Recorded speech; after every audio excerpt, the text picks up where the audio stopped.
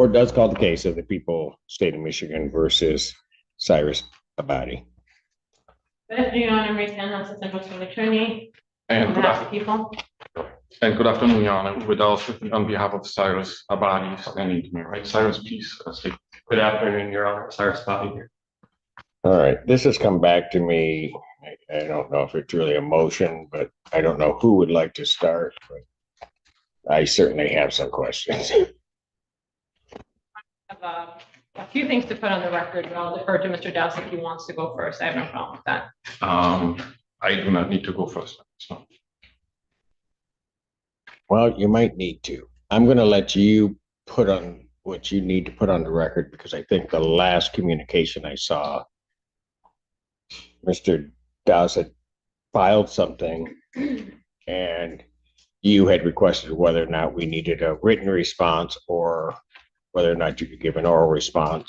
I think my staff had indicated what my answer was and that you could give an oral response on the record. So if that's where you'd like to start, go ahead. That's correct, Your Honor, and thank you for the opportunity to do so. I actually don't know where to start. This is a unique situation. I've never been accused in a public filing of lying. I've never been told that my narrative is sanctionable. So I'm not sure exactly where to start. I will start. Well, I've got some things to say about that, but go ahead. Because and Mr. Dawes, I'm just going to tell you, I don't expect attorneys to necessarily like each other. I don't even care whether they like each other. Whether they talk to each other is irrelevant to me unless they cannot communicate in some professional way. But as I've told other attorneys, and particularly, and I'll name him Mr. Bennett, when he came and he accused somebody of some type of misconduct, that when that statement is made, the court has to look at that. And so I made it very clear to him, and I'll make it clear to you. If those are the kinds of things that are going to happen, you better be ready to roll with it, and you better have it. Because if you don't, that's sanction. Ms. Tanner, you may proceed. Your Honor, as counsel knows, and I think everyone in this room is aware, within this profession, our reputation and our integrity is everything. Throughout my career, I've routinely made decisions that were difficult decisions to make in a lot of aspects. I've been able to make those decisions because my reputation and my integrity are that important to me. Quite frankly, no case is worth me losing everything I've worked so hard for. What I've also routinely done in front of Your Honor, as well as other judges, is stand up here and make a point of defending opposing counsels when other people have accused them of anything from lying to misconduct and so on. The reason I make a point of doing that, even though in many situations that has truly not been necessary, is because I want to be very clear how important it is that we don't throw out baseless accusations at people. It's not a new situation to me necessarily to encounter a situation with opposing counsel where we disagree, where we misunderstand each other. I don't take offense. I've gone head to head with some of the best attorneys in this county as well as other counties. And not once have I been accused of what defense counsel is accusing me of. And what bothers me more is I actually started out respecting defense counsel a great deal. As far as I knew, we had a fine working relationship, and I had no reason to believe that anything changed. I think I in this situation, have been more patient, respectful, and understanding of this defense counsel than I would have been with a lot of other counsel for that reason, because we started out respecting each other. Obviously, we've had a point where that's changed. I'm not sure exactly why, and maybe counsel will enlighten us today, but he seems to have a personal problem. I am perfectly fine arguing law. I'm perfectly fine arguing procedure. I am not fine with personal attacks. Those personal attacks are not just in the written form in these public filings where I'm being accused of all kinds of things. They've also been verbal. They've also been contained in an email communication. I have an email, and quite frankly, Your Honor, I wasn't going to bring this up because I don't take personal offense. This field makes us develop very thick skin, and I don't anticipate in dealing with other people within this field for them to have thinner skin than I do. And perhaps that is my mistake, and I need to be more cautious and aware of people's hurt feelings and how it affects how they conduct themselves. I do want to put this on the record because I think it speaks to why we saw the reply that we saw. This is an email from September 25th of this year from Mr. Doss to myself. It's in response to a request he made, a reply I sent him, which again, we can certainly look at that, but this is the part I'm not concerned about. Curious, you can articulate and posture all you want, Marie. Just don't think for a second that I'm not seeing right through you. I don't know what the intent of that email was. What I do know, it's not necessary for what was being discussed. What I know is that it's a personal attack. So I'll just leave it at that. I'll leave it at that. It's not lost on me that unfortunately we live in a society where people who are privileged in certain ways, and specifically being male, think that they can address female attorneys a certain way that differs from how they would address male attorneys. I do this job not expecting to be treated any differently than my male colleagues. I advocate just as strongly as my male colleagues do. Anything less than that would be ineffective. What I don't expect is to get the treatment I'm getting right now from defense counsel based on being female. And that's exactly, I'm just going to call it out, that's exactly what it is. I highly doubt that any of my male colleagues from our office would have been treated the way I've been treated by defense counsel. And even though I probably shouldn't be shocked at this point, having done this job as long as I have, I truly am. Because in working with many different male, female counsels of all backgrounds, this is the first time it's risen to this level. And that's saying something. What's even more concerning to me is that it was done in a public filing. Now, I realize, and I've come to understand that defense counsel's feelings were hurt by what he seems to believe is attitude for me or my treatment of him. I have not treated him any differently than I would treat any other counsel. I've conducted myself in a professional manner when I could. There are times where we have very intense discussions, and that's not out of any kind of intent to offend anyone. I'm quite shocked that defense counsel is as offended as he is by me and the job I've been doing. I was also shocked to read what he wrote. My hope is, because I try to get— Are you talking about what, and I don't mean to interrupt you, but you're talking about what he wrote in his response? In the reply, specifically in paragraph 5. My hope is that counsel's kind of passions and hurt feelings took over, and that logic and common sense just didn't catch up quick enough before he filed that reply. So with the court's permission, I'd like to offer him an opportunity to essentially withdraw paragraph 5 of his reply and ask the court to strike it from the public record. I think that's the appropriate thing to do. I'm not going to sit here and ask for an apology, but at the very least, that is what he could do to remedy the situation. And I do have serious concerns about his ability to efficiently represent his client when he seems to have such hurt feelings and such a personal problem with him. So that might be something he might want to consider. And I'm not going to discuss the case. That's something I appreciate the opportunity to put that on the record. I felt the need to defend myself. Judge Barr was present for a great deal of our conversation, actually all of our conversation in chambers. And I'll kind of leave it at that. As to that issue, and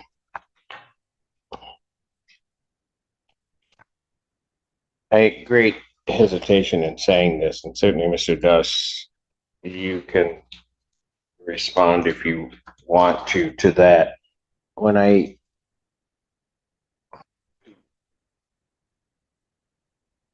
let me just say this before you respond.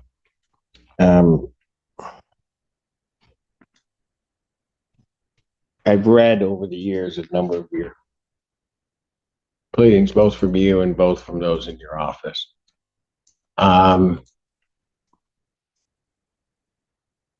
I'm trying to be careful in the way that I put this. What I read when I received that,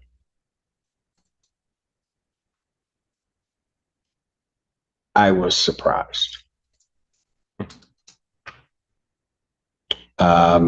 Surprised, and I will say a little bit taken aback. Mainly because, and you know me, I'll just be blunt, I expected better from you. So, and I say that not with any thought as to how I would rule on this issue, because that wasn't really what was playing into my mind.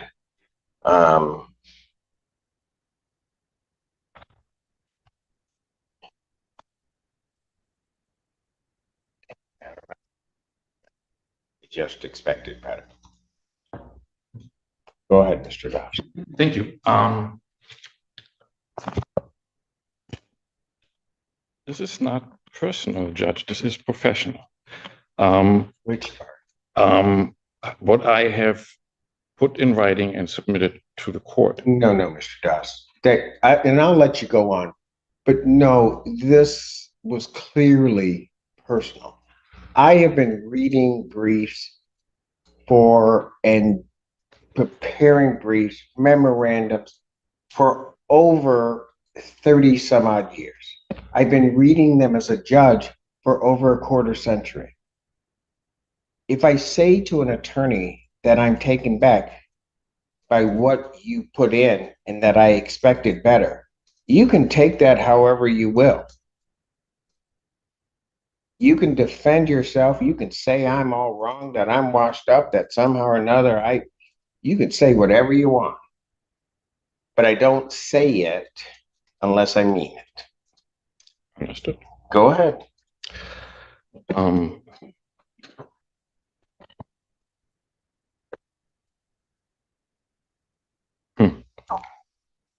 Well, I'm an honest man. Ms. Tanner is quite skilled at doing one thing and then portraying it as something else. On September 23rd in chambers with Judge Bauer, she brought up a legal issue for which there is no support, no authority. We sought to have a conversation about that, and there was no conversation to be had with Ms. Tanner. And so the exam ended up being adjourned because Judge Bauer at the moment was not in a position to decide any of this. The legal issue before the court is, there's no dispute that preliminary examinations are governed by statutes, court rules, and the Michigan Rules of Evidence. And under those rules, under MRE 4482C, defense counsel at exam at a CSC case may inquire about what is permitted within those rules. The proposition before the court is raised at the last occasion is that for defense counsel to elicit evidence under that rule at exam, there first has to be a motion and offer of proof. For that proposition, there's no authority whatsoever. Okay, Mr. Doss, can I just stop you since you want to get into the substance of it? Let me just say this. All the years I've been sitting on the bench, the rape shield statute has applied at preliminary examination. Because if it didn't, it frankly makes no sense. To say to someone, we afford you these protections from this intrusion into your life here, but we don't do it here, makes no sense. Because it's one of those things that once the cow has left the field, it's out. It's just there. And so it doesn't make any sense. Moreover, Mr. Doss, I was a bit surprised by it because your colleague, Mr. Shea, has argued the rape shield at preliminary examination, I believe on 2 occasions, but certainly one before me, and never indicated, never said whatsoever that it does not apply at preliminary examination. Go ahead.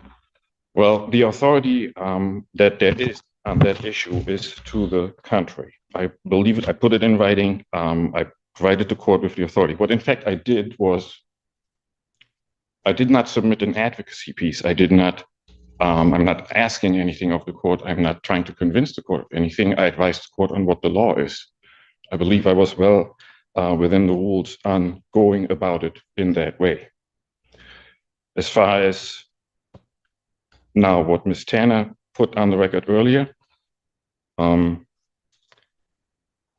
understood, based on what the law is, that Ms. Tanner on September 23rd was taking an unsupported legal position and was, in a way, misinforming Judge Barr about it and was not having a conversation about it. What, misinforming Judge Barr that the rape shield applied at preliminary examination? Yes. She would be taking a position that has been the longstanding practice in this county. How can you say that she's somehow just come out of with something out of thin air? Show me one case, Mr. Dawson, in this county where rape shield has not been applied and not stood at preliminary examination. The aspect that doesn't apply is the mechanism of a motion and offer of proof in MCL 750520J2. That aspect is just not applicable at this stage. It comes into play once the case is bound over. And that's the very issue that Ms. Tanner raised. She approached me asking whether I would elicit any testimony. So, Mr. Doss, you paint yourself into a corner. Because if that's the argument, then none of it comes out at prelim. Because the judge at prelim is the gatekeeper of all of that. And so what would actually end up happening is none of it would come in, ever. And then you go ahead and just make your argument in, circuit court. Well, I understand we disagree on what the applicable law is on the issue. I did put it in writing. It is published. But I'm talking about two different things, Mr. Doss. I'm saying if you're indicating that the doctrine of rape shield and the protections that it's afford do not apply at prelim, then the judge, quite frankly, has the option of not hearing that testimony. Plain and simple. And then I just don't let it in. If I'm handling it, I don't let it in. And then you're going to have to deal with it as you want to deal with it in circuit court, which you won't get it in there. If what the court describes were so, then the court would at that moment disallow the admission of relevant evidence under the court rules. It's irrelevant. Somebody's past sexual history is irrelevant. I could just say that and I'm done. Not with the defendant. Pardon? That's what the law said. That's what the court rule says, not with the defendant. That is not what the rule is. So, if I can go back once more. The very core item that's at issue is whether defense counsel before exam needs to provide a written motion and offer of proof if defense counsel wishes to inquire into evidence under 404A2C. And the law on that is that no, defense counsel is not required to do that. Defense counsel may inquire under the rule. Okay. Okay. And if the judge says, I need a motion before you do it. What do you then answer? I would ask the judge, what is the legal basis for making that requirement? And the judge is going to say, because I said so.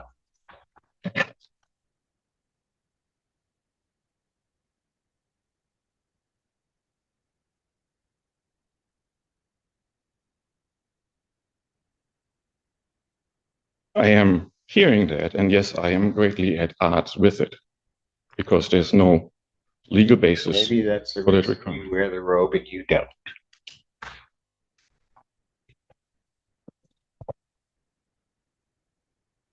All right. I did submit in writing what I know the law to be, and I stand by that. Anything additional, Mr. Town? At this point, Your Honor. All right, this court is ready to rule so that there's an order that fashion Judge Barr can deal with. And that is that this court indeed does believe that the rape shield statutes were intended to offer certain protections to potential victims. That evidence, and this specifically needs to be in the order, that evidence shall not be elicited at preliminary examination in any greater or lesser fashion, but in the same manner as that evidence would be alluded to at trial.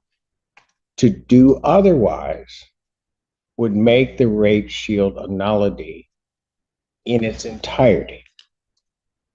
And so therefore, that evidence will not be allowed until such time as the court has had an opportunity to see what evidence is proffered at preliminary examination, is going to be proffered at preliminary examination. Tanner, you will prepare the order. I will sign off, and that is the ruling of the court. Is there anything additional? Briefly, Your Honor, regarding the date that this is scheduled for, it's November 10th. I will likely be in trial unless it resolves starting on November 10th. So I was going to see if the court had alternative dates. Well, the November 10th date is Judge Barr's preliminary exam date, I do believe. Well, what date did it get set for? November 10th, Your Honor. Okay, so first of all, there has to be an alternative date. One of the things that occurred, and I don't know upon the scheduling of this, preliminary examinations that week because of Veterans Day, which did not get caught. Normally it would have been Tuesday the 11th. It may have gotten moved to the 10th. However, Judge Barr was not available on the 10th. So the judge that would be available on the 10th is Judge Valvo, but this has been already submitted and he's got some work into it in terms of Judge Barr. There has to be a different date. And I apologize for interrupting. I was just informed that our witnesses would be available on November 25th, if that's not available. I'm sorry? Our witnesses would be available on November 25th, if that's an available date. That date is not available before Judge Barr. Judge Barr's next date is December 2nd.